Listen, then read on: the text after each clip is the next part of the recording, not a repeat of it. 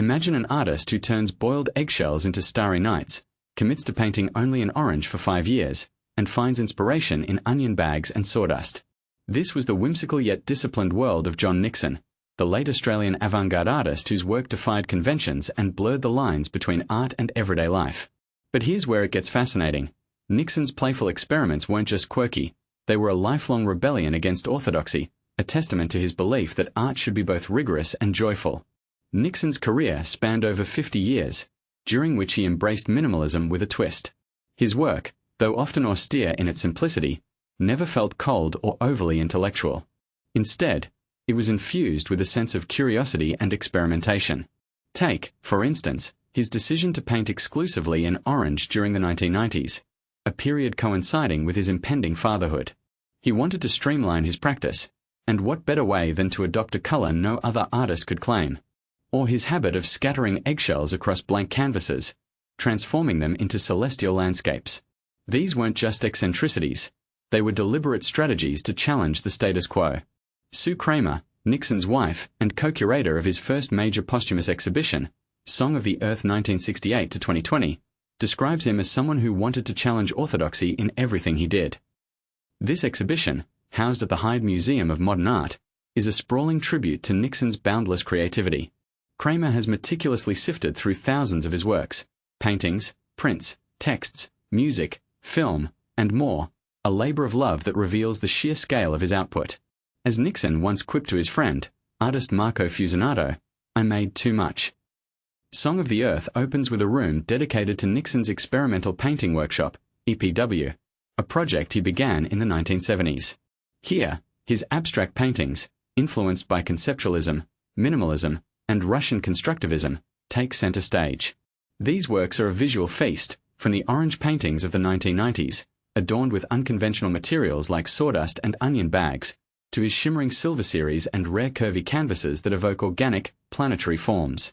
And then there are his iconic crosses and monochromes, some with everyday objects like dinner plates or violins affixed to their surfaces.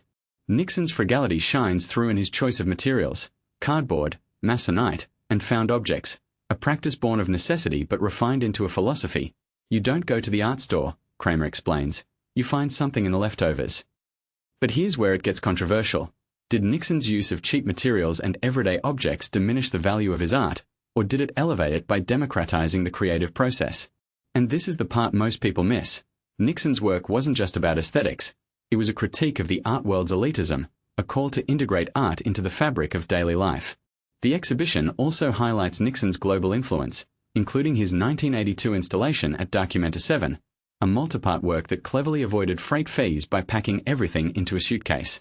Poignantly, the show places Nixon's first and last works, a 1968 black monochrome and a 2020 piece featuring squares within squares, about 40 meters apart, facing each other. The latter, created as he faced his mortality, feels almost like a metaphor for eyes, a final gaze into the void.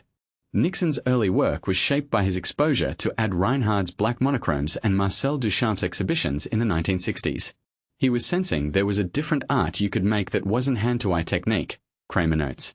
This led him to join Australia's burgeoning conceptual art scene, where he formed independent art spaces and collaborated with like-minded artists like Jenny Watson and Amance Tillers. Nixon's engagement with modernist art histories was sincere, never ironic, and he wrote manifestos advocating for experimental art in Australia. A recurring theme in the exhibition is Nixon's fascination with labor and construction. Hessian potato bags, pumpkin seeds, and agricultural tools appear in his works, reflecting his belief that art should be rooted in the physical act of making. This ties back to his enduring influence from Russian Constructivism, a movement that prioritized abstract forms and industrial materials for social purposes. But why would a young artist in 1970s Melbourne adopt the principles of a movement born in early 20th century Russia? Kramer suggests Nixon saw in Constructivism a precedent for reinventing art, a way to bridge the past and future while integrating art into life. As you leave the exhibition, you're left with a thought-provoking question. In an era of high-tech art and digital innovation, does Nixon's commitment to simplicity and frugality still resonate? Or does it feel like a relic of a bygone era? Share your thoughts in the comments. Let's keep the conversation going. John Nixon, Song of the Earth is on view at the Heide Museum of Modern Art, Melbourne, until the 9th of March, 2026. Don't miss this chance to explore the legacy of an artist who turned the ordinary into the extraordinary.